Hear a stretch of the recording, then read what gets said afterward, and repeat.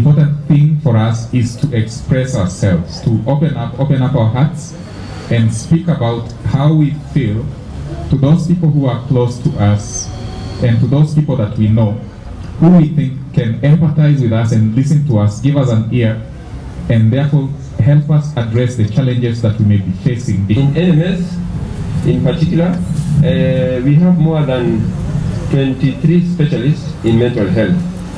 We have level 4 facilities. We have, that is Mama Lucy, Pumwani, Mbagazi, and Mutwini. We have psychiatrists who are stationed there. And then in our level 2 and level 3 facilities, we have nurses who are mental specialists and clinical officer mental health specialists. We also have psychologists. For the first time through NMS, we deployed more than 20 psychologists who are helping in establishing these centers.